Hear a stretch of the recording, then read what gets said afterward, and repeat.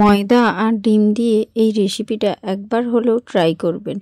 সকালের বা বিকালের জলখাবার বা টিফিন হিসাবে এই রেসিপিটা খুবই একটা স্বাস্থ্যকর এবং চটজলদি একটি রেসিপি। হাতে মাত্র 10 মিনিট সময় থাকলে আপনারা এই টিফিন রেসিপিটা বানিয়ে নিতে পারেন। নমস্কার বন্ধুরা, আমি মুনমুন কিচেনে আপনাদের সবাইকে স্বাগত। প্রতিদিনের মতো দেখুন আজকে এসেছি আবার একটা নতুন রেসিপি নিয়ে। রেসিপি যদি আপনাদের ভালো লাগে অবশ্যই বন্ধুদের মধ্যে প্রচুর পরিমাণে শেয়ার করে দেবেন আর একটা লাইক দিয়ে ভিডিওটি দেখা শুরু করবেন। তো প্রথমে দেখুন একটা পাত্র নিয়েছি আর তার মধ্যে নিয়ে নিচ্ছি ময়দা। আমি কিন্তু এখানে 2 বাটি পরিমাণে ময়দা নিলাম আর 2 বাটি ময়দার সঙ্গে হাফ বাটি পরিমাণে একটু সুজি দিয়ে দিলাম।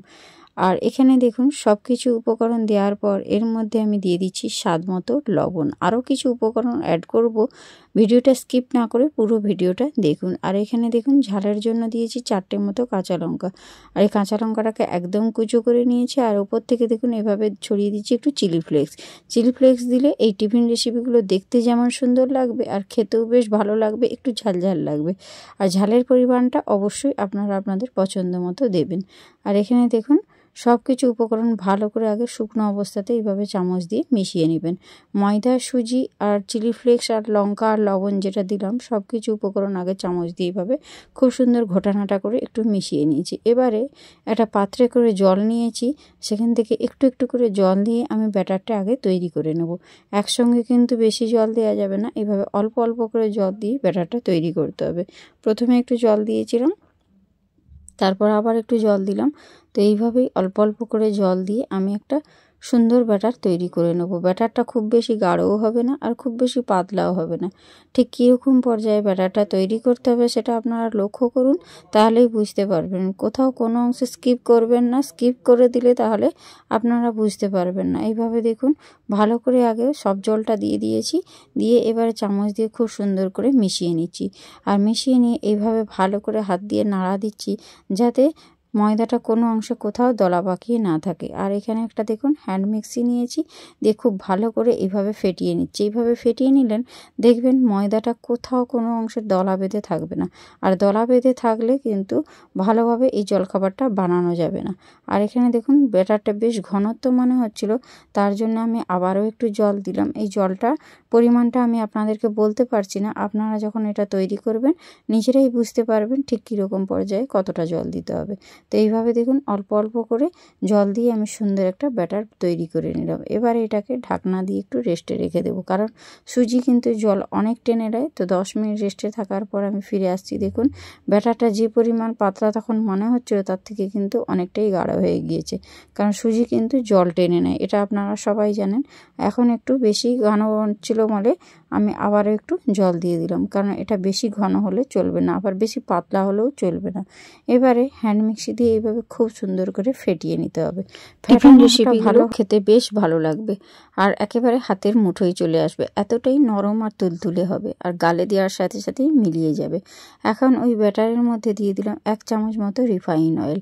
রিফাইন অয়েলটা দিয়ে আবারও ভালো করে হ্যান্ড মিক্সিটা দিয়ে এভাবে সম্পূর্ণ ব্যাটারের সাথে আমি কিন্তু তেলটা মিশিয়ে নিলাম। এবারে দেখুন ব্যাটারের ঘনত্বটা আমি আপনাদেরকে দেখিয়ে দিচ্ছি। একটা কিন্তু চাটু নিয়েছি আর চাটু নিয়ে এইভাবে দেখুন তুলে দেখিয়ে দিলাম। আর ব্যাটারটা দেখুন এইভাবে একটা আঙুল দিয়ে দাগ কেটে নিলে এটা আর মিলিয়ে যাচ্ছে না।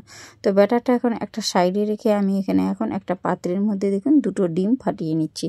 তো এই 2টো ডিমকে আগে ভালো করে কাঁটা চামচ দিয়ে এইভাবে একটু ফেটিয়ে নেব।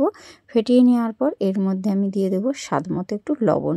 লবণটা দিয়ে আবারও ভালো করে ডিমটাকে ফেটিয়ে নিচ্ছি। ডিমটা ফেটানোটা যত ভালো হবে আজকে যে টিফিন রেসিপিটা বানাবো সেটা ততটাই সুন্দর হবে। তার জন্য ডিমটা ভালো করে ফেটিয়ে নিয়েছি। এখন গ্যাসের উপর একটা ননস্টিক তাওয়া বসিয়ে বেশ কিছুটা পরিমাণে রিফাইন অয়েল দিয়ে আমি খুব ভালো করে সম্পূর্ণ তাওয়ার গায়ে এইভাবে তেলটা ব্রাশ করে নিয়েছি। আর তাওয়াটা খুব ভালো করে গরম হয়ে গেলে আমি যে ব্যাটারটা তৈরি করেছি সেখান থেকে 1 হাতা ব্যাটার এইভাবে নিয়ে চাটুর পেছন দিকটা দিয়ে এইভাবে কিন্তু গোল করে ঘুরিয়ে নিয়েছি। সুন্দর একটা গোলা রুটির মতো তৈরি করে নিলাম। তো দেখুন এখানে সুন্দরভাবে গোল করে নিয়েছি, আর এটার উপরটা একটু শুকনো হয়ে আসা পর্যন্ত আমি অপেক্ষা করব। তো দেখুন খুব সুন্দর শুকনো হয়ে এসেছে। আর এখন গ্যাসের ফ্লেমটা একদম লো টু মিডিয়াম ফ্লেমে রেখেছি। আর দেখুন তাওয়ার গায়ে কিন্তু একটুও জড়িয়ে যায়নি, সম্পূর্ণ দেখুন কত সুন্দর কিন্তু তাওয়া থেকে ছেড়ে গিয়েছে। এবারে উল্টে পাল্টে ভালো করে প্রথমে আগে এই টিফিন রেসিপিটা ভেজে নিলাম। তারপর যে ডিমটা গুলিয়ে রেখেছিলাম সেই ডিমটা থেকে এইভাবে কিন্তু টিফিন রেসিপিগুলোর উপরে ব্রাশ করে দিচ্ছি। দেখুন ওপর থেকে একটা ব্রাশ দিয়ে কিন্তু এইভাবে আমি একটা সাইডে ডিমটায় ব্যাটারটা ব্রাশ করে নিলাম। আবার অপর সাইডটা উল্টে দিয়েও ডিমটা এইভাবে কিন্তু পুরো সম্পূর্ণ টিফিন রেসিপির গায়ে ডিমের ব্যাটারটা দিয়ে ব্রাশ করে দিলাম। আর এবারে ওপর থেকে একটু তেল দিয়ে দিলাম। তেল দিয়ে সম্পূর্ণ টিফিন রেসিপির গায়ে এইভাবে বুলিয়ে নিলাম। আর অপর সাইডটা উল্টে দিয়ে দেখুন আবারও একটু তেল ছড়িয়ে দিলাম। এবারে দেখুন টিফিন রেসিপিগুলো কত সুন্দর ফুলতে শুরু করেছে। এই টিফিন রেসিপিগুলো বানানো যেমন সোজা, আর মাত্র হাতে থাকা 10 মিনিটেই এই টিফিন রেসিপিটা তৈরি করে যায়।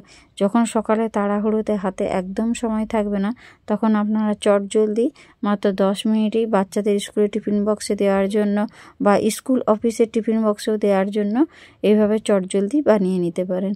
একই রকমভাবে দেখুন আমি আবারও দুটো একটা ভেজে আপনাদেরকে দেখিয়ে দিচ্ছি। দেখুন একই রকমভাবে তাওয়ার উপরে একটু তেল দিয়ে দিয়েছি, আর চাটুর পেছন দিকটা দিয়ে দেখুন এইভাবে গোল করে রুটির মতো শেপ দিয়ে দিলাম।